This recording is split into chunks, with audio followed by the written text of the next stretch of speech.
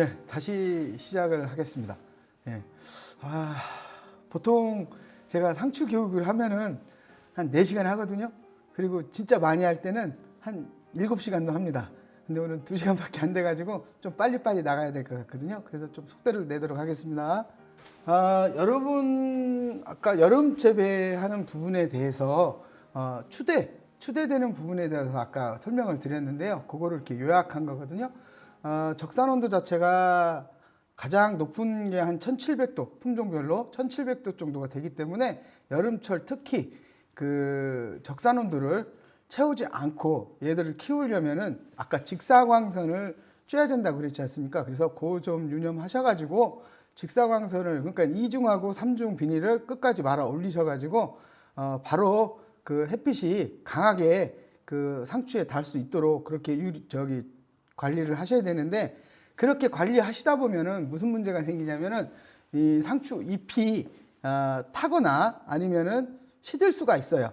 그렇기 때문에 물을 생각보다 좀 많이 주셔야 됩니다. 아까 말씀드린 대로 외기 기준으로 30도씨 정도 이하일 경우는 3일에 한 번, 그 다음에 30에서 35도씨 됐을 때는 이틀에 한 번, 35도씨 넘어갔을 때는 매일 물 주는 거, 그 다음에 35도씨 이상 되는 매일 물 주는데도 오후 2, 3시경에 잎이 처진다 하면은 하루에 물 2번 주는 거, 그거 유념해가지고 하시면은 직사광선화해서 재배했을 경우에 무난하게 얘들이 타지 않고 클 거라 생각하고요. 그리고 그렇게 직사광선을 내려 쬐주면 일단 적색 발현이 더 진하게 나오고, 두 번째로 따는 횟수를 좀 더 늘릴 수가 있습니다. 직사광선은 얘들이 적산 온도로 인식을 안 하고요, 스트레스로 인식을 하기 때문에 아무래도 그 적산 온도가 쌓이는 게 늦게 쌓이기 때문에 더 딸 수가 있다고 보시면 돼요. 지금 요 사진을 보시면 첫 번째로 요게 2월 달에 정식해가지고 3, 4, 5, 5월이나 그때쯤까지 키운 그런 상추 스타일이라고 보시면 되는데, 2월 달에 온도가 낮기 때문에 마디가 굉장히 촘촘하게 자라다가 온도가 높아지면서 마디가 길어진 그런 증상을 볼 수가 있습니다. 근데 옆 사진을 보면은 어떻게 되느냐, 처음에는 얘는 5월 달에 정식한 겁니다. 5월 달에 정식을 했는데 마디가 길어지다가 갑자기 마디가 줄어드는 그런 형태죠. 온도가 계속 높아지기 때문에 마디가 더 늘어나고 추대가 형성이 돼야 되는데, 이때 직사광선을 얘들한테 내리 쬐버리면은 이 자라는 게 덜 자라고 마디가 줄어들게 돼요. 그러니까 이런 특성을 가지고 여름 재배에 적용을 하시면 좀 더 딸 수 있는 그 장수를 더 늘릴 수 있다, 그렇게 판단하시면 됩니다. 특히 여름철에요. 요건 넘어가겠습니다. 시간이 없어서. 특히 여러분들이 육묘 관리를 할 때 트레이를 땅이나 아니면은 비닐 위에 아니면은 뭐 천 위에 이렇게 바로 올려놓으시는 분들이 있는데, 그렇게 되면 여러분들이 물 관리하는 건 편합니다. 하지만 그렇게 됐을 경우에 뿌리가 그 트레이 구멍 바깥으로 뻗어가지고 이렇게 밖으로 나오기 때문에 뿌리가 엉기는 그 기간이 길어지고요. 정식을 하려고 포트에서 트레이에서 얘를 뽑아냈을 때 뿌리가 다 잘리기 때문에 몸살을 많이 합니다. 그래서 항상 여러분이 육묘할 때 주의해야 될 부분이 트레이하고 밑에 땅이나 닿는 부분하고 공간이 있어야 됩니다. 그렇게 되면은 이 공기층이 있으면은 구멍 바깥으로 뿌리가 나오지 않기 때문에 엉기는 뿌리가 엉기는 기간도 짧아지고요. 그 다음에 나중에 뿌리가 온전히 잘 들어가기 때문에 정식할 때 얘들이 몸살을 덜 하게 됩니다. 그래서 육묘하실 때는 꼭 이 트레이하고 땅하고 그 사이에 공기층을 꼭 만들어 주시자, 그렇게 말씀드리고요. 그 다음에 두둑을 만드시는데 솔직히 말씀드리면 두둑은 높이지 않는 게 좋습니다. 저는 결론은 그거예요. 왜 그러냐면은 지금 현재 여름철 기상을 보면은 온도가 굉장히 많이 높아집니다. 쉽게 얘기해서 35도 넘는 거는 뭐 일상이고, 예전에 2018년도 같은 경우는 40도까지 올라가는 그런 상황이 됐었어요. 그래서 두둑의 온도가 굉장히 많이 올라가는 그런 형태가 나와요. 근데 두둑을 높이면 높일수록 두둑 안에, 그러니까는 두둑 위에 그 두둑 안에서 뿌리가 형성이 되기 때문에 지표면보다 밑으로 뿌리가 내려가야지만 지원이 낮거든요.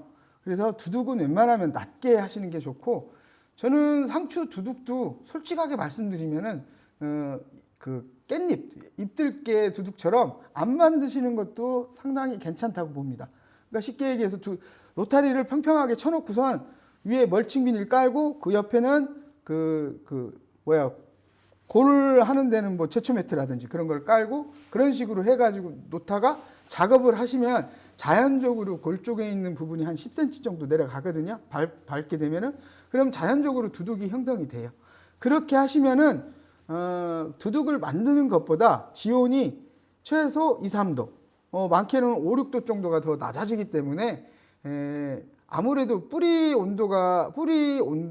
그 지온 자체가 35도 이상 넘어가 버리면 뿌리 생육이 정지를 하게 됩니다. 그래서 웬만하면 30도씨 이하로 형성되는 게 좋거든요. 그래서 지표면보다 속으로 들어가는 게, 뿌리가 속으로 내려가게 되면은 한 28도 정도밖에 안 나오기 때문에 아무리 그 날씨가 위가 높아도 그렇기 때문에 생육 차이가 좀 날 수가 있어요. 그래서 두둑은 높이는 게 아니라 웬만하면은 낮게 가시는 게 유리하다. 그리고 상추 공수를 뭐 어느 지역은 한 8공 그렇게 하시는 분들도 있고, 그 다음에 5공 하시는 분들도 있고, 뭐 6공 하시는 분들도 있는데, 상추를 수확을 하시다 보면은 상추 그 두둑을 밟고 수확하시는 경우가 상당히 많아요.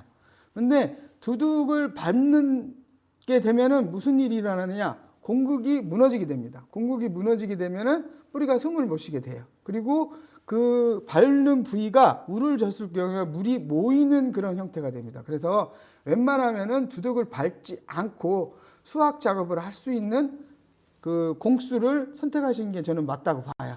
그 공수가 60 이하입니다. 60 이하. 저는 그렇게 판단하는데, 그리고 작업자들이 보통 허리가 아프고 편하게 따기 위해서 그 두둑을 밟고 작업을 하시는 경우가 또 많거든요. 그때는 여러분들이 좀 주지를 시켜서 두둑을 밟지 않게끔 유도를 하시는 게 작물 재배하는데 유리합니다. 점저고수를 까는 건데요. 예전에는 이 점저고수를 좀 깔아봐라 그렇게 많이 말씀을 드렸는데, 굳이 점저고수 까지 말고 스프링클러 설치를 하셔서 물을 주는 방법도 괜찮다고 판단은 하는데, 웃거름 주기 편하고 그 다음에 나는 그 습도 조절을 위해서 점저고수를 깔아야 되겠다 하시면은 지금 형태로 60 기준으로 해서 한 3줄 정도 집어넣으면 충분하다고 판단이 돼요. 하지만 점적 호수를 사용하실 경우에 유의해야 될 점은, 점적 호수를 쓰시는데 정식을 하시고 나서 바로 점적 호수를 쓰십니다. 그때는 점적 호수가 그 물이 그 뿌리까지 가지 않기 때문에 얘들이 순간적으로 타버릴 수가 있고 죽어버릴 수가 있어요. 그래서 점적 호수를 사용하시더라도 스프링클러로 초기에 물을 주셔서 뿌리가 어느 정도 뻗은 다음에 그때부터 점적 호수를 사용하시는 게 순서라고 저는 판단이 되고요. 그러니까 노지든 하우스든 스프링클러와 점적 호수는 동시에 사용할 수 있도록 구비를 하시는 게 맞다고 봅니다. 분수 호수 형태인데, 이거는 저설 분수 호수라고 해가지고 측면으로 나오는 분수 호수가 있어요. 지름이 한 35mm짜리 그런 호수가 있는데 측면으로 나오기 때문에 물 가는 범위가 훨씬 더 넓죠.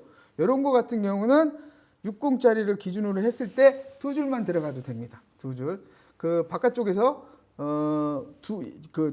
이 두공 위에 여기에 한 줄을 깔고 또 여기에 한 줄을 깔아서 사용할 수 있는 건데요.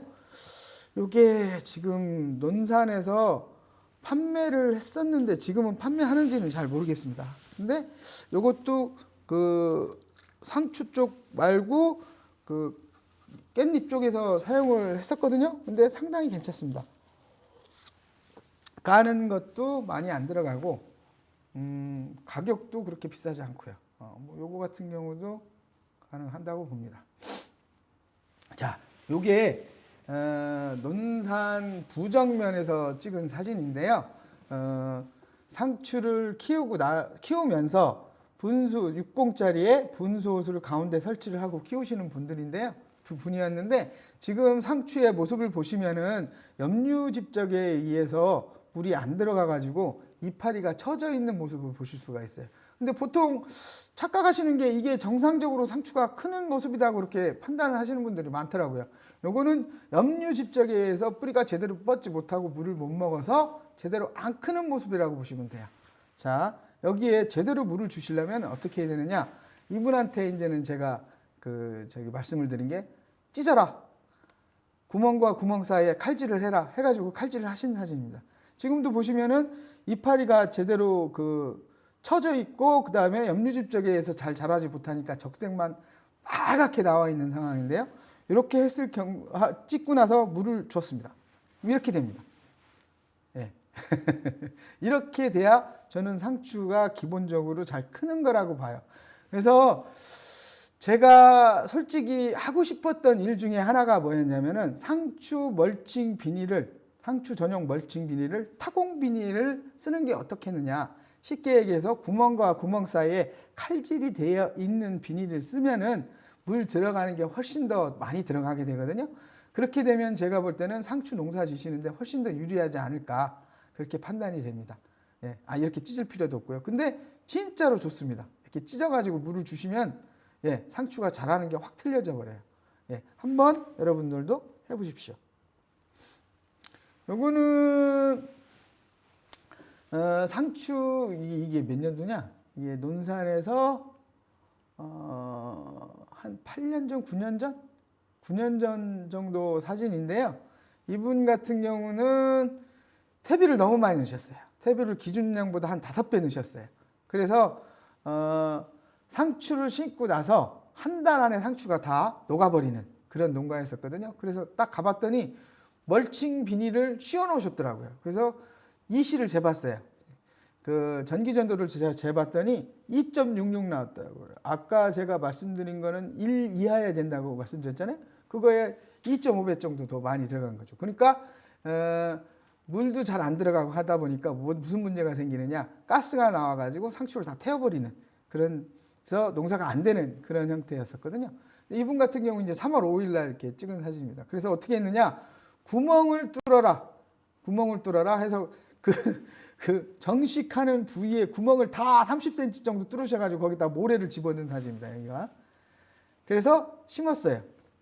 심었는데 3월 23일이면은 쉽게 얘기해서 3월 5일이었으니까 한 2주 정도 더 지난 거죠. 요 정도 됐을 경우에 뽑아봤어요. 뽑아봤는데 제대로 모래에 박힌 뿌리 같은 경우는 이렇게 잘 뻗어가지고 이렇게 돼 있는 상태인데 옆으로 흙 쪽에 붙은 뿌리나 아니면은 잘못 심겨진 것 같은 경우 이렇게 뿌리가 나지 않고 죽는 그런 현상이 나오더라고요. 그리고 4월 18일 정도 보시면 거의 한 45일 정도 지난 사진이잖아요. 거의 한 달 보름. 이때쯤이면 이분이 따지 못하고 다 죽었어야 되는데 따기 시작한 거예요. 그래서 어느 정도까지는 해결이 됐나 그렇게 판단을 했었습니다. 근데 5월 7일 날 그러니까 2달 됐죠? 2달 정도 딱 됐는데 다시 죽기 시작한 거예요. 그래서 왜 죽었나 해가지고 봤더니 문제는 뭐냐면 이 측면 줄기 쪽 바깥쪽부터 애들이 먹어 들어가서 거의 역병 수준으로 이렇게 죽더라고요. 원인은 역병 때문에 원인이 아니고요. 구멍을 뚫어서 모래를 넣어가지고 뿌리는 잘 뻗었지만 그 옆에 있는 비료기가 많은 그 부위에서 다시 가스가 나와서 얘를 친 거라고 보시면 돼요. 여기를 쳤다고 보시면 됩니다. 치다 보니까 상처가 나고 거기에 역병균이 붙어가지고 시드름 증상이 나와서 이제 더는 못 단 그런 상황인데요. 이분한테 제안한 뿌리 보면은 엄청나게 잘 뻗었잖아요. 그죠? 상추 뿌리가 이 정도면 엄청나게 잘 뻗었는데 더 이상 못 키우니까 가스가 나와가지고 얘들을 상처를 줘서 병이 생긴 그런 증상이라고 보십니다. 그래서 이분한테 제안을 드린 게 뭐냐면 깊이 가리를 해라. 최소한 40cm 깊이 가리를 해라. 해가지고 이분이 경운기 갖고 경운을 했는데 트랙터를 사셨어요. 트랙터를 사셔가지고 최소한 30cm 이상 깊이 가리를 하셨죠. 그리고 한 2년 정도는 퇴비나 그런 거를 넣지 마시고 그냥 농사를 져라 해가지고 그 다음번 작기할 때 그렇게 깊이 가리하고 물을 많이 주고 농사를 지시니까 농사가 잘 되기 시작했습니다. 그러더니 문제가 뭐냐면은 농사가 잘 되기 시작하니까 3동 갖고 시작했는데 10동으로 늘리시더라고요. 그러더니 그때는 그래도 인건비가 어느 정도 낮았기 때문에 가능했는데 지금은 상추를 면적을 키우면 키울수록 사람이 많이 들어가기 때문에 이 인건비가 장난이 아니잖아요. 외국인 노동자 지금 쓰면은 아마 월 한 300 정도는 필요하실 거예요. 이것저것 걔들한테 들어가는 비용 그다음에 인건비 따지면은 그렇게 되면은 뭐 제가 볼 때는 수지타산이 안 맞거든요.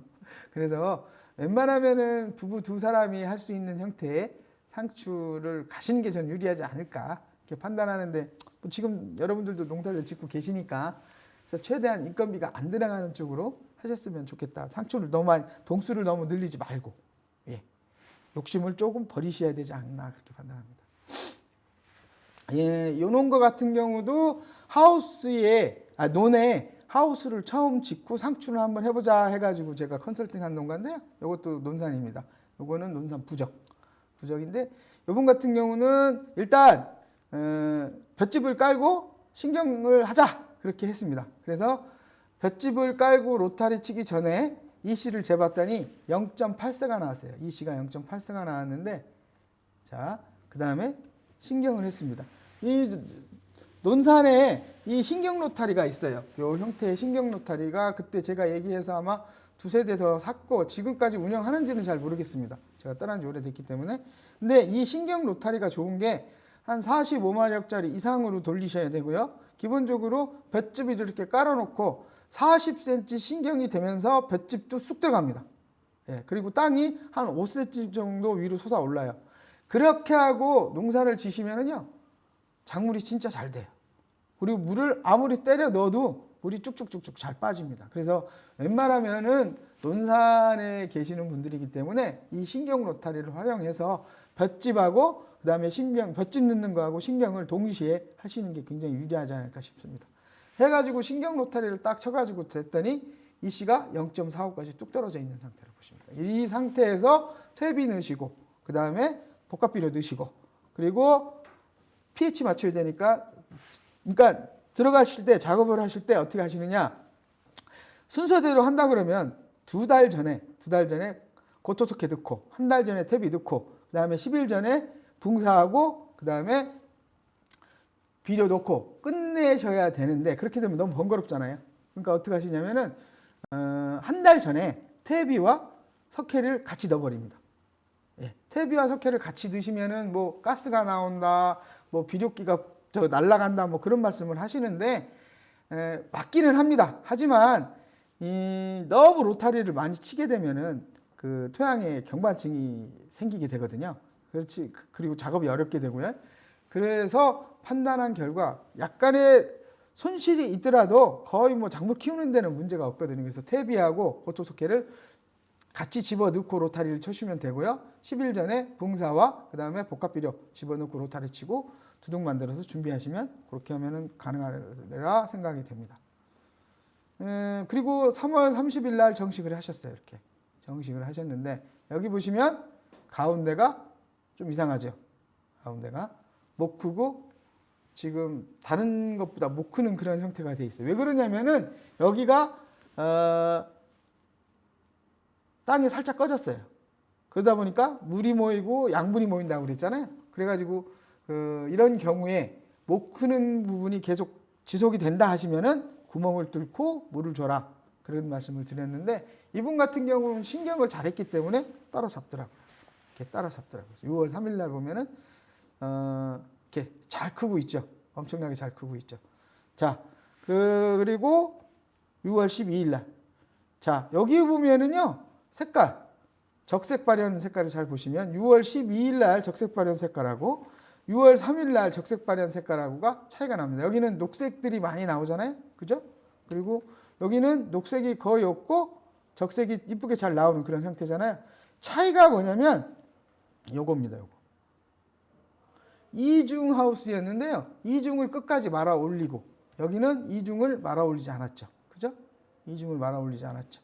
요 하나의 차이 때문에 적색 발현이, 그 다음에 얘들이 그 추대가 빨리 되느냐 안 되느냐의 차이가 나오는 거예요. 그래서 이 농가한테 그날 가가지고, 아니 선생님, 내가 분명히 이중하우스 위로 끝까지 말아 올리라고 그랬잖아요. 왜 안 올리셨어요? 그랬더니 깜빡했다고 하시더라고요. 그래서 그 다음부터 적색 발현 이중을 이렇게 끝까지 말아 올려서 그 직사광선을 내리쬐도록 빛의 강도를 높도록 그렇게 유도를 해드렸더니 이렇게 그 얘들 색깔하고 그런 부분이 잘 나와가지고, 다른 이분이 6월 달에 한 열 몇 분인가? 그 정확하게 기억은 안 나는데 많이 따셨어요.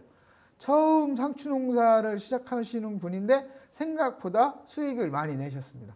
네.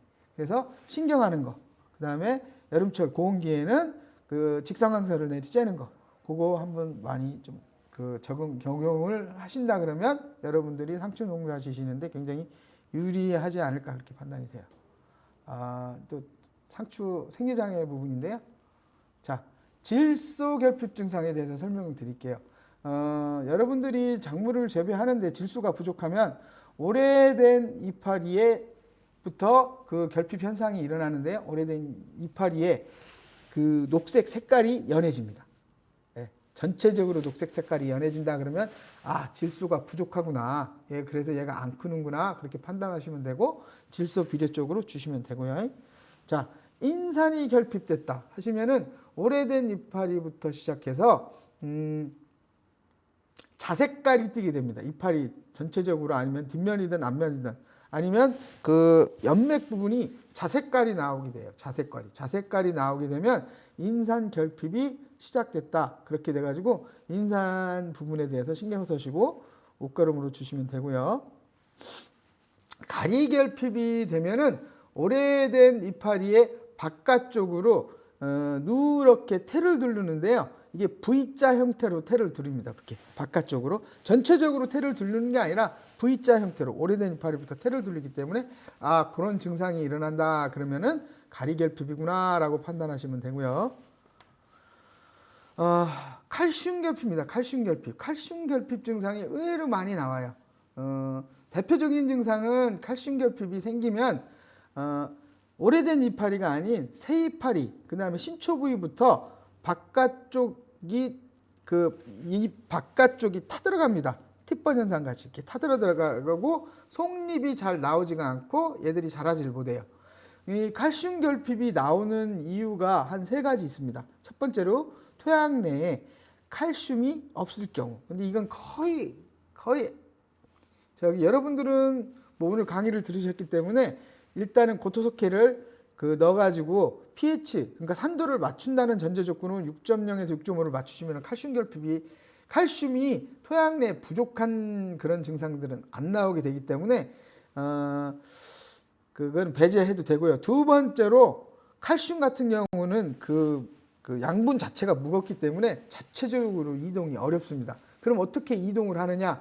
물과 같이 이동을 해요. 근데 얘네들이 이동이 어렵기 때문에 결핍 증상이 끝부분에 나옵니다. 이파리의 끝부분, 신초 부위, 그 다음에 아니면은 과의 끝부분. 그래서 이제는 그 토마토 같은 경우는 백골서분병 그런 거 나오고요. 그 딸기 같은 경우는 팁번 현상, 잎 끝이 타는 현상, 그런 것들이 다 칼슘 결핍 증상인데요. 물을 안 줬을 경우에도 칼슘 결핍 증상이 나옵니다. 왜 그러냐면 물과 같이 이동을 해야 되기 때문에. 그래서 물을 충분히 줘야 된다는 전제 조건이 필요하고요.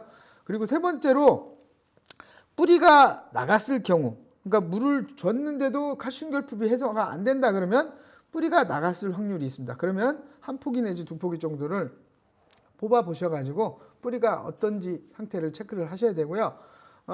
특히 이제는 겨울 재배하실 때 하우스 안에 상대 습도가 굉장히 많이 높아집니다. 관리를 안 하시면은 어떤 안개가 많이 끼게 되잖아요.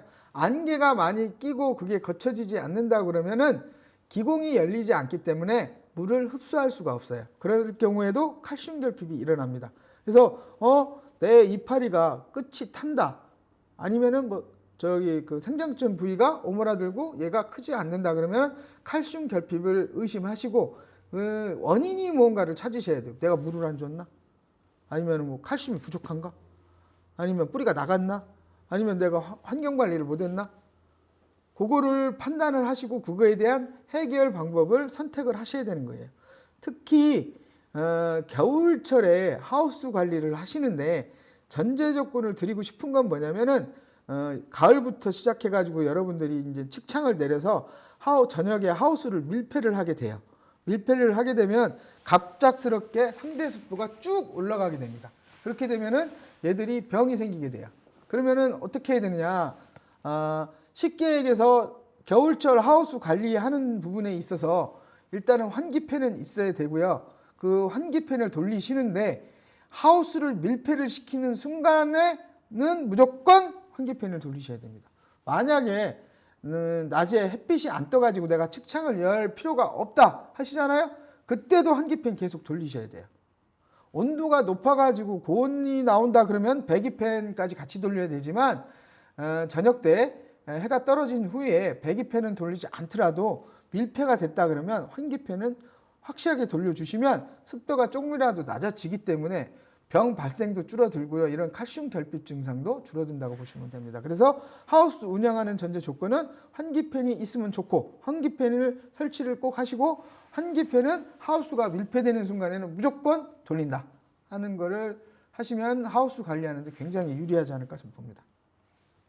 이렇게 팁번 현상들이 나옵니다. 칼슘이 결핍되면은 이렇게 팁번 증상이 끝이 타는 그런 증상이 나와요. 그 다음에 여기에 이제는 잿빛이 붙어가지고 이제 잿빛 곰팡이병이 나오고 하는 거지. 그 초기에 나온 이 애들이 타는 거는 칼슘 결핍 때문에 탄다고 보셔야 된다고 봅니다. 예.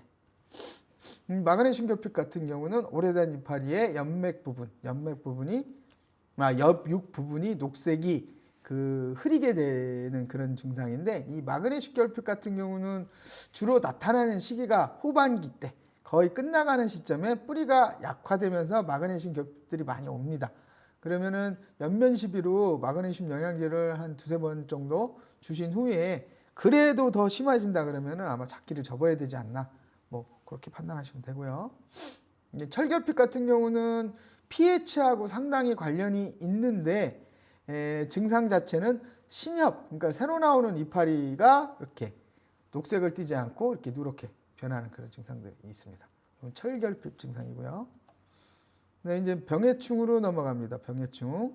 상추 병해충 중에 지금 현재 굉장히 이슈가 되면서 해결이 안 되는 부분이 토마토 반점 위조 바이러스라고 보시면 되는데요. 그건 뒤에서 설명드리지만 요거는 토마토 반점 위조 바이러스, 그러니까 TSWV 같은 경우는 제가 담당자였을 때 우연히 그 농가 한 분이 발견하셔가지고 진흥청 쪽에 의뢰해서 이게 이렇게 나오는구나. 저는 아닐 줄 알았더니 이게 나오면서 문제가 심각해졌었거든요. 그때 그 양촌에 그 거의 한 30% 내지 40%가 이 TSWV 걸려셔가지고 작살이 나는 그런 사건도 있었고 지금까지도 상추 재배하시면서 입이 뒤틀린다든지 아니면은 입이 오래된 이파리가 막 누렇게 낙엽진다든지 하는 부분을 에 있어서 이 TSWV가 많은 영향을 준다고 보거든요.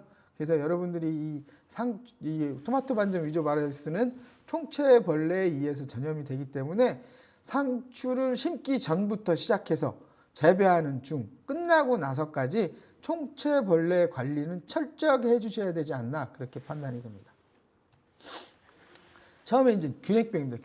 균핵병 보시면은 보통 심고 나서 포기가 시들고 주저앉고 하는 증상 중에 이제 대부분 보면은 이게 균핵병도 있을 수 있고 그 다음에 역병, 그 다음에 시드는 병 이렇게 세 가지라고 보는데요. 이 균핵병 같은 경우는 이게 균의 어떤 그게 아니라 중요한 거는 요 부분이 이렇게 하얀 색깔 곰팡이가 피면서 그 안에 쥐똥 같은 균핵이 있는 그런 증상들인데요. 제가 판단하는 균핵병이든 역병이든 시드름병의 가장 큰 문제는 뭐냐면 상추에서 큰 문제는 뭐냐면 상처가 난 부위로 침입한다는 거예요.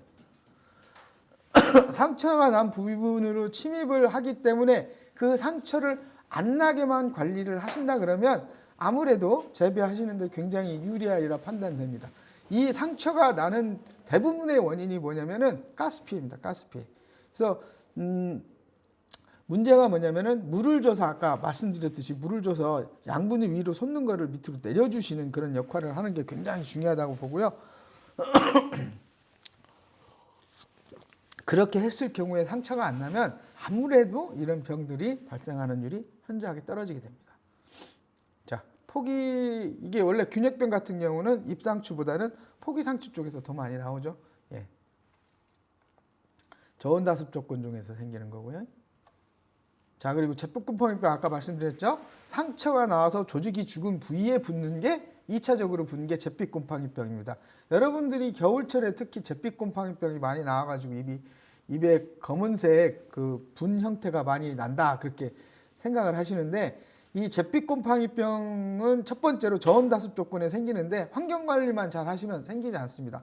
8도씨 이상 최저온도 겨울철에 8도씨 정도 맞추시고요. 그 다음에 하우스를 밀폐했을 경우에 환기팬만 돌려주셔도 이 잿빛곰팡이병은 잘 나오지가 않고 잿빛곰팡이병이 나와가지고 문제가 된다 그러면은 이 잿빛곰팡이병을 보시는 게 아니라 왜 상처가 나서 이 조직이 죽었을까 하는 거를 판단하셔야 돼요. 팁번 현상 때문에 죽은 건지 아니면은 뭐 작업을 하다가 잘못된 건지 그런 부분을 재빨리 판단하셔가지고 잿빛곰팡이병을 예방하는 것보다는 이 원인을 조직이 죽인 원인을 빨리 파악해서 조직이 죽지 않도록 상처가 나지 않도록 이렇게 관리하시는 게 중요하다고 판단하시면 됩니다.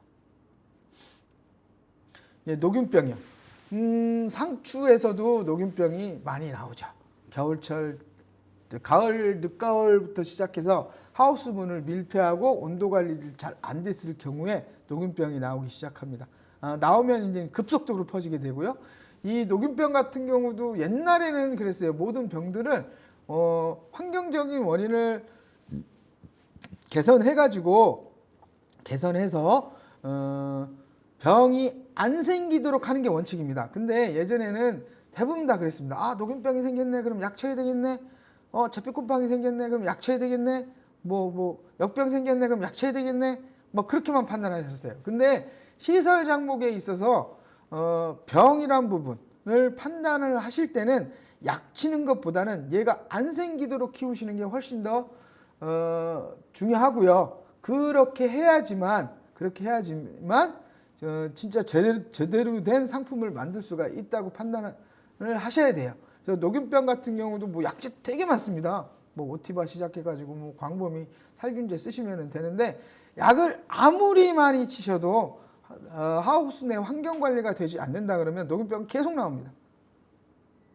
예, 그래서 시설 관리를 하실 때 특히 겨울철에 상대 습도는 90% 이하 맞추셔야 되고요.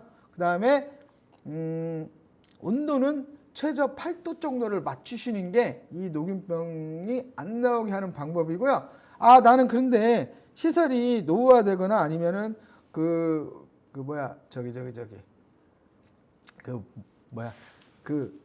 난방기가 없어가지고 온도를 못 맞춘다. 5도 정도밖에 최저 온도를 5도 정도밖에 왜 못 올린다. 그러신 분들도 있을 수 있잖아요. 그죠? 그렇게 하시는 분들도 있고요. 그런 분들 같은 경우는 최소한 환풍기를 설치하셔가지고 밀폐된 상태에서는 무조건 환풍기를 돌려주셔야 됩니다.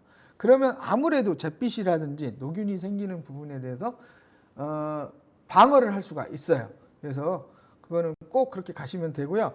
그리고 수막하는 부분이 있죠.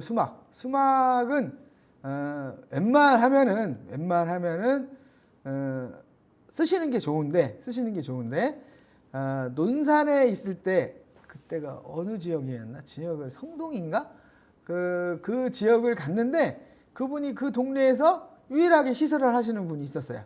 근데 그분은 혼자 시설을 하다 보니까 지하수가 너무 많이 잘 나오는 거예요. 그래서 수막을 3중하우스인데 수막을 중간에서 한 번 쏘고 그 다음에 어깨에서 한 번 쏘고 이렇게 2번을 쏜 거예요. 근데 희한하게 외기가 영하 10도일 때도 하우스 안쪽에 최저 온도가 10도가 나오는 거예요. 영하 10도일 때도. 야, 그 수막계의 힘이 엄청나더라고요. 수막이라는 거는 솔직히 말씀드리면은 그 단열이 아닙니다. 단열이 아니고 보온입니다. 수막의 그 뭐야 저기 그 지하수위 한 100m 이상 그 안쪽에서 끌어올리는 물의 온도는 15도 정도 되고요. 한 건수 그러니까는 50m 정도 그 정도 되면 13도 정도 물이 나오고 한 뭐 200m면 한 17도 18도도 나온다고 하더라고요. 예, 그렇긴 한데 그 물이 비닐에 떨어지면서 그리고 흘러내려가면서 그 물이 갖고 있던 온도를 하우스 안쪽으로 좀 밀어 넣거든요. 그래서 만약에 물이 지하수가 충분하다 하시면은 수막을 2번 정도 때리시는 게 좋고요. 수막을 때리실 때 유념해야 될 부분이 뭐냐면은 중앙 부위에서 수막을 때리는 게 중앙 부위에서 수막을 때리시는 게 훨씬 물 양도 적게 들어가고 온도도 어깨에서 때리는 것보다 한 1, 2도 정도 더 높아지기는 하는데 잘못하면은 얼음 얼어 가지고 이제 하우스가 무너질 수가 있습니다. 그렇기 때문에 중앙 수막을 쓰시는 전제 조건은 뭐냐면은 최저 온도를 8도 이상 맞췄을 때만 중앙 수막을 쓰셔야 되고요. 만약에 6도 이하가 된다 그러면은 어깨 수막밖에 안 됩니다. 안 그러면은 하우스가 무너질 수가 있으니까 그런 점 유념해 주시고요. 녹균병 상추에서 녹균병에 보면 뒷면에 이제 더 심해지면 2차 병반이라고 하거든요. 이게 이렇게 하얀색으로 이렇게 펼쳐집니다. 이것도 녹균병 증상이라고 보시면 되고요. 자, 요건 갈색무늬병입니다. 요거 같은 경우는 특히 언제 나오냐면은 가을로 접어들면서 하우스를 밀폐할 때 밀폐하는 시점에서 요게 나와버려요. 예. 그때는 습도도 90%까지 안 나오고 그때 당시에는 이제 습도가 높지 않으니까. 근데 갑자기 환경 자체가 변하면서 이게 한순간에 퍼져버립니다. 그래서 하우스를 최초로 열어놨다가 최초로 저녁에 닫는 순간에는 요게 생길 수가 있으니까 요 점 잘 관찰하시고요. 그리고 하우스 문을 닫는 순간에는 환기팬을 돌려 주셔가지고 요게 생기지 않게끔 관리를 해 주셔야 됩니다. 예, 요거는 그 시기에 굉장히 잘 나올 수 있으니까요. 유념하셔야 되고요. 그리고 이제는 시드름병이요. 포기가 주저하는 것 중에 가장 많이 나오는 게 이제 시드름병하고 역병. 아까 뭐 균핵병도 있었는데 그거는 많지 않습니다. 주로 많이 나오는 게 시드름병하고 역병인데요. 시드름병하고 역병하고 구분하는 방법은 이렇게 주저앉는 상황에서 뽑아가지고 줄기 쪽 부분을 봤을 때 바깥쪽에 상처가 없는데 관부를 반으로 딱 짜겠더니 관부가 이렇게 갈색으로 변해 있는 그런 모습을 보는 이건 시드름병입니다. 시드름병. 요거는 땅 속에서 가스가 발생해가지고 뿌리에 상처를 주고 뿌리를 통해서 균이 들어간 상태라고 보시면 돼요. 예. 그렇기 때문에 이 모든 거는 다 상추에서 문제가 되는 거는 가스 피해가 많이 문제를 줍니다. 그래서 물을 충분히 주고 물 빠짐이 좋은 토양을 만드는 게 굉장히 중요하죠. 이렇게 걸려버리면은 이거는 대책 없습니다. 뽑아버려야 됩니다. 뭐 시드름병 걸렸다고 해서 뭐 다음번에 연장을 하면 안 된다? 뭐 그건 아닙니다. 예. 토양이란 거는요. 조성만 만들어주고 조건만 만들어주면 천년이고 만년이고 계속 농사 지실 수 있어요. 근데 내 땅에 양분이 얼마큼 있고 pH가 얼마큼 있고 물 빠짐이 어떻고 그 다음에 경관층이 어느 정도에 있고 그런 부분들을 여러분들이 항상 머릿속에 집어넣고 그거에 대해서 이런 부분은 개선을 해야 되겠다 하면은 거기에 맞춰서 개선을 하시는 게 굉장히 중요합니다. 요거는 바이러스에 의한 그 모자이크병인데 요거는 진딧물에 의해서 전염이 된다고 보시면 됩니다. 이런 거 나오면 뭐 뽑아 버리셔야죠. 예, 요거 무름병. 무름병은 솔직히 그 잎상추에서는 거의 안 나오고요. 많이 나오는 게 이제는 포기상추. 올해 같은 경우에 무름병이 문제가 많이 됐던 작물 중에 하나가 이제는 배추. 배추가 10월 달경에 9월 말부터 10월 초경에 무름병 때문에 전 배추 면적의 한 15%에서 20%가 다 날라갔죠. 원인이 뭐였냐면은 기상 문제였습니다. 어떤 기상 문제였냐면 이 무름병은 고온다습 조건이거든요. 근데 이 하한점, 무름병이 발생하는 하한점이 18도에서 16도 정도까지는 무름병이 나와요. 그리고 다습 조건이 형성돼야 되고요.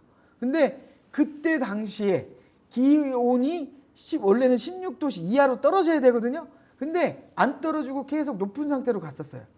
그러면서도 일조가 안 좋았고 그 다음에 비가 자주 왔어요. 그러다 보니까 무름병이 생길 수 있는 전제 조건이 형성이 됐죠. 근데 희한하게 또 뭐가 생겼냐면 녹균병이 많이 생겼어요. 녹균병은 저온다섭이거든요. 근데 얘는 아무래도 이제 16도씨, 18도씨가 그 윗선의 온도였던 거죠. 그리고 다습 조건이고. 그러니까 저온병과 고온병이 동시에 10월 중순에 나온 첫 해였어요. 작년에. 특히 이제는 배추라든지 그다음에 강원도 지역의 상추, 결구 상추, 양상추, 그다음에 양배추들 그런 부분들이 10월 달에 다 무름병 때문에 작살냈었죠. 녹균병하고. 원인은 뭐였냐면은 기상 자체가 온도가 높았고 온도가 높았는데 그 햇빛 일조 관계가 안 좋아 가지고 습도가 쭉 올라갔던 거죠. 그러니까 지금은 기상 자체가 어떻게 변할지 모르기 때문에요. 이거를 미리 알고 대비를 하면 좋은데 참 어렵습니다. 그래서 올해 같은 경우도 참 배추 쪽 보면서 야 세상이, 그다음에 양상추 보면서 세상에 야 고온성병과 저온성병이 동시에 나타나는 이런 세상이 됐구나 하고 참 저도 개탄을 했는데요. 그거를 미리 알았으면은 거기에 대한 대처를 해서 잘 견뎌냈을지는 모르겠지만 앞으로는 기상에 의한 그 문제들이 많이 도출될 것 같습니다. 그래서 좀 기상 쪽에 여러분들이 관심을 좀 많이 가져야 될 것 같아요. 특히 일조 부분과 그 다음에 그 온도가 어떻게 변하는지 그런 부분을 좀 체크를 많이 하셔야 될 거예요. 역병도 이제는 시드름병하고 균핵병하고 같이 이제는 포기가 주저앉는 그런 스타일의 병이라고 보시면 되는데, 시드름병하고 역병하고 큰 차이는 뭐냐면은 이 역병 같은 경우는 만약 가스가 나와가지고 아니면은 여러분들이 작업을 할 때 상처가 나오잖아요. 그러면 상처가 나오면은 그 상처가 아물어야 되고 아물 수 있는 시간을 줘야 되는데, 습도가 너무 높다 보면은 상대 습도가 90% 이상 계속 높다 보면 상처가 아물지 않고 거기에 균이 바로 붙어버립니다. 그런 조건이 형성이 되면은 균이 바로 붙어버리기 때문에 일단은 습도를 잡는, 겨울철에는 습도를 잡는 게 굉장히 관건이에요. 그리고 물을 충분히 한 번 줄 때 1시간 때리든 충분히 물을 줘서 위에 양분이 올라온 거를 밑으로 내려주셔야 돼요. 그러니까 습도도 잡아주시고 양분이 위에 올라온 것도 내려주시고, 그래야지 가스가 발생하지 않고 그 다음에 습도가 낮아져야지 상처가 잘 안 아물고 병 발생이 적게 되기 때문에 그런 조건을 맞춰주신다 그러면 이런 병들이 현저하게 적게 옵니다. 역병 같은 경우는 그 줄기 바깥쪽에 상처가 났고 그 상처 부위로 역병균이 들어가서 파서 이렇게 그 바깥쪽부터 파서 들어가는 그런 형태로 보시면 되고요. 이 역병이 생겨서 약을 친다 하시면은 충분히 주셔야 됩니다. 역병 그 다음에 약을 줘서 이거를 해결을 한다, 이게 굉장히 어렵더라고요. 그래서 발생하지 않도록, 발생했을 경우에는 그 원인을 찾으셔가지고 습도가 높아서 그런 건지 아니면 그 가스 때문에 그런 건지를 판단을 하셔가지고 물을 충분히 준다든지 아니면 환기팬을 더 돌려주셔가지고 이렇게 습도를 낮춰주신다든지 온도를 높이거나 그런 식으로 해서 해결을 하시는 게 먼저지, 약만 드립다 친다고 해서 모든 게 해결되지는 않습니다. 이제 진딧물요. 요거 같은 경우도 피해를 주기는 하는데, 진딧물 같은 경우도 보시면은 중요한 거는 내 하우스 안에 존재한다는 것보다는 바깥쪽에서 많이 들어와요. 충들의 어떤 영향들은 하우스 밖에서 들어오는 거지 하우스 안에서 존재하는 경우는 많이 없습니다. 그렇기 때문에 여러분들이 하우스를 하시는 농가들의 가장 기본적인 바깥쪽에 풀이 없어야 돼요. 바깥쪽에 잡초라든지 아니면은 관목들이 없으시는 게 되게 중요하고요. 두 번째로 그 과수라든지 그런 부분도 없는 게 좋습니다. 예. 그리고 그 딸기 하시는 분들이 있는데, 딸기가 끝나는 시점부터 딸기 하우스를 관리를 안 하시고 말리고 그냥 냅두시는 경우가 상당히 많아요. 특히 논산 같은 경우는. 그러다 보면은 거기에 응애도 엄청 많이 끼고 뭐 진딧물도 생길 수도 있고 뭐 여러 가지 그 충들이 막 득실득실하게 됩니다. 근데 그런 하우스들이 주변에 있으면 그때 재배를 하고 생산을 해야 되는 다른 작목들은 피해를 볼 수밖에 없어요. 그래서 만약 내 하우스 주변에 딸기 하우스가 있고 다른 하우스가 있는데 그걸 관리를 안 하시고 거기에 가봤더니 뭐 충들이 득실득실해서 문제가 될 것 같다 하시면 분명히 말씀드리셔야 됩니다. 하우스 동가 주인한테 말씀드려 가셔가지고 요것 때문에 내 하우스에 이런 피해가 생겼다. 그러니까 요거 좀 관리 좀 해달라고 이렇게 말씀해 주시는 게 좋습니다.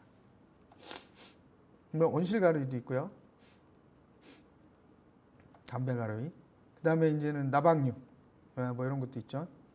나방류. 파밤나방 유충도 있고 독나방 뭐 이런 것도 생기면 여러분들이 바로 약제 처리를 하셔야 되고요. 그리고 권해드리고 싶은 거는 충 쪽에 의해서 권해드리고 싶은 거는 노란색 끈끈이 트랩을 좀 설치를 하셨으면 좋겠어요. 하우스 200평 기준으로 했을 때 끈끈이 트랩 같은 경우는 한 박스에 50장 들어있거든요. 그 50장을 다 설치하시는 거예요. 15,000원밖에 안. 비싼 게 15,000원입니다. 싼 거는 8,000원이면 사시니까 15,000원짜리 사셔가지고 200평 한 동에 50장 설치를 하세요. 그러시고 그거는 아마 하우스 안에다 설치했을 경우는 한 3달까지 쓸 수 있습니다. 그게 그 내 하우스에 무슨 충들이 왔다 갔다 하는지를 판단할 수가 있고, 그리고 그거를 설치함으로 해서 내 하우스에 그 농약을 최소한 2-3번 정도는 안 칠 수가 있어요.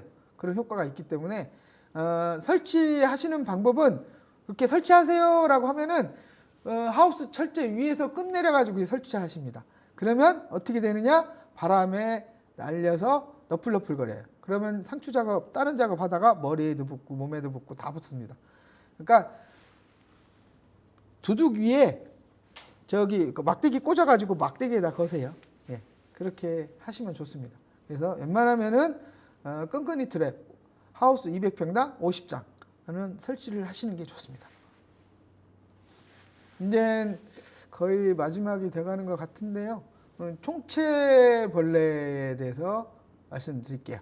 이 상추에서 지금 가장 위험한 존재이면서 제가 봤을 때는 우리 지금 현재 그 전 세계적으로 우리 인류를 위협하는 게 지금 코로나잖아요. 코로나 바이러스잖아요. 작물도 마찬가지입니다. 작물도 나중에는 이 바이러스 때문에 작물을 재배하지 못하는 경우가 나오지 않을까 그렇게 판단이 돼요. 그 중에서도 가장 독한 놈이 총체벌레라고 봅니다. 예. 이 총체벌레 같은 경우는 잡기도 어렵고 그 다음에 주변에 너무 많고 작기 때문에 이 총체벌레에 대해서 특성을 잘 파악하셔가지고 바이러스가 생기지 않도록 그렇게 하셔야 되는데, 여기 보시면은 이렇게 여기가 찝혀져 있죠. 그리고 이파리가 이렇게 돕니다. 요게 토마토 반점 위조 바이러스가 생기는 증상의 초기 증상이라고 보시면 돼요.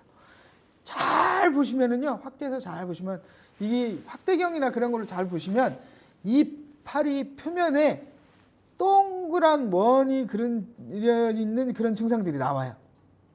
자세히 보시면 그런 증상들이 나오면 TSWV라고 거의 보시면 되고, 요게 내가 바이러스가 걸렸는지 안 걸렸는지 궁금하시면 이 이파리를 몇 장 따와가지고 농업기술센터에 보면은 TSWV를 진단할 수 있는 진단 키트가 있습니다. 그걸로 확인을 하셔야 돼요. 확인을 하시고 이런 증상들이 나왔다 그러면은 포기를 제거를 하셔야 됩니다. 자, 첫 번째로 이 토마토 반점 위조 바이러스 총체벌레를 방지하는 첫 번째 길은 뭐냐면 잡초 제거입니다. 내 하우스 주변에 이런 잡초들을, 이게 개막적 곳이거든요. 여기 안에 총체벌레, 진딧물 득실득실합니다. 근데 여러분들 관리 안 하시죠? 여기 하우스 반경, 내 하우스 반경 10m 안쪽에 이게 잔뜩 있다 하시면은 농사 못 집니다. 그러니까 내 하우스 주변에 무조건 풀은 없애셔야 돼요. 깨끗하게. 그리고 풀을 없애시는 방법이 있습니다. 풀을 없애시는 방법 중에 이제는 대부분 여러분들이 하시는 방법이 뭐냐면 예초기를 칩니다. 예초기를 치시면 문제가 뭐냐면 다시 올라와요. 다시 올라오는데 깨끗한 놈이 올라오는 게 아니라 바이러스에 접종이 된 놈이 뿌리까지 바이러스가 문제가 되기 때문에 걔들이 올라오면은 이 보독이 된 식물이 계속 유지가 된다는 거예요. 그래서 잡초 제거를 하실 때 어떻게 하셔야 되냐면 바스타나 그런 거 쓰지 마시고요. 근사미 치세요. 근사미 치시면 좀 답답하긴 합니다. 한 7, 8일 정도 돼야 얘들이 사그러드니까. 그래도 근사미를 쳐서 뿌리까지 죽일 수 있는 약재를 선택해서 죽이셔야 돼요. 그래야지 다음번에 풀씨가 날라와서 거기서 다시 나더라도 바이러스가 보독이 되지 않는 놈들은 그래도 괜찮거든요. 예, 그래서 잡초를 제거를 할 때는 근사미를 쓰셔가지고 뿌리까지 다 죽여라. 그래야지 철저하게 바이러스를 방지할 수가 있다. 그렇게 판단하셔야 됩니다. 그리고 총채싹, 총채뚝 이런 식으로 돼가지고 제품이 나와 있는 게 있습니다. 이건 입제고요. 친환경 자재이기 때문에 뭐 작물별로 다 쓰셔도 돼요. 요거를 그 밑거름 넣으실 때, 특히 이제는 복합비료 넣으실 때 같이 넣으셔가지고 일단 토양 내에 그 성충이라든지 아니면은 번데기가 있는 놈들을 1차로 죽이셔야 돼요. 예, 그래서 내가 상추를 한다, 뭐 고추를 한다 그러시면은 무조건 이 입제는 넣으셔야 됩니다. 총채싹, 총채뚝 요건 꼭 넣으셔야 되고요. 요건 넣으셔야 되고 잠시만요. 이게 끝이구나. 넣으셔야 되고요. 요런 경우 그러니까 총채벌레는요 바이러스가 보독이 된 상태에서 알을 낳으면은 그 알에는 바이러스까지 같이 옮겨지지가 않아요. 무슨 말씀인지 아시겠죠? 예, 그렇기 때문에 어느 정도 주변을 깨끗하게 관리하고 총채벌레를 어느 정도 잡아준다 그러면 얘들이 다시 알을 까가지고 다시 총채벌레가 활성을 갖는다 해도 보독이 안 된 놈들이 나올 확률이 높기 때문에 일단 내 주변 하우스 주변에 보독이 돼 있는 식물체는 없애는 게 좋습니다. 첫 번째 없애는 게 좋고 총채벌레 관리를 철저하게 해주시는 게 좋아요. 최소한 제가 볼 때는 뭐 한 1, 2주 안에 한 번 정도는 총채벌레 약을 살포를 하셔가지고 그리고 또 총채벌레는 저기 그 끈끈이 트랩 좋아하잖아요. 노란색 끈끈이 트랩에 잘 붙기 때문에 노란색 끈끈이 트랩에 붙어 있는 그 벌레들을 확인을 하셔가지고 그 총채벌레가 있나 없나 확인을 하셔야 됩니다. 보통 여러분들이 착각하시는 게 총채벌레가 4가지 종류가 있거든요. 꽃노랑 총채벌레, 그 다음에 그 파총채벌레, 그리고 그 대만 총채벌레, 또 하나 보더라. 까먹었네. 근데 얘들이 어느 벌레는 꽃을 가해야 하고요. 어느 총채벌레는 잎을 가해야 합니다. 그래서 여러분들이 총채벌레는 꽃을 많이 가해야 하니까 꽃 안 나오니까 걱정할 거 없지 않나 그렇게 판단하시는데 잎을 가해야 하는 놈들도 있어요. 그렇기 때문에 총채벌레는 잎, 꽃 다 가해야 한다.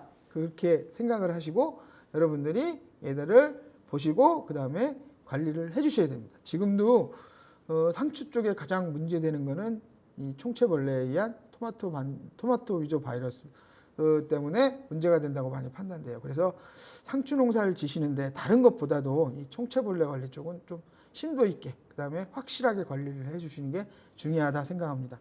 그리고 민달팽인데요. 민달팽이가 많으신 분들은 하우스 주변에 자재들을 쓰레기 같은 자재들을 많이 놔두신 분들이 이런 게 많고요. 그런 밑에 민달팽이가 많이 존재하게 되고요. 그 다음에 그 하우스 주변에 풀이 많아도 민달팽이가 많이 달려듭니다. 그런 그 민달팽이가 심하신 분들 같은 경우는 그 거세미 나방약 있지 않습니까? 그거를 그 입제를 토양 내에 살포를 해주시고 하우스 주변에 그 입제를 뿌려주시면 민달팽이가 많이 해소가 돼요. 달팽이 약도 있긴 하지만 만약에 민달팽이가 많이 걱정되신다 그러시면은 거세미 나방 약을 토양 살충제를 꼭 뿌려주시면 민달팽이 발생이 조금 줄어든다. 그리고 하우스 바깥쪽으로 풀 같은 경우에 있을 경우에도 그 거세미나방약 잎제를 좀 뿌려주세요. 뿌려주시고 그냥 냅두시면은 비가 와서 쑥 들어가가지고 민달팽이가 그래도 많이 줄어들게 됩니다. 예. 그런 방법도 있고요. 아무래도 주변 청결이 중요합니다. 예. 오늘은 여기까지 해야 될 것 같고요. 제 전화번호가 010-2719-9859거든요. 아시는 분들도 있고 모르시는 분들도 있겠지만 혹시나 상추를 재배하시다가 궁금한 사항이 있으시면은 저한테 문자로 사진을 찍어서 보내주셔도 되고요. 전화하셔가지고 직접 물어보셔도 되고요. 뭐 언제나 저는 오픈되어 있으니까 그런 부분에 대해서는 서비스를 해드리고요. 그리고 저는 카톡은 안 하니까 톡은 저기 하셔도 안 되고요. 일단은 문자로 해주시고 전화는 뭐 언제든 상관없습니다. 예. 예. 오늘 여기까지 하고 뭐 부족한 점도 있고 하겠지만 다음에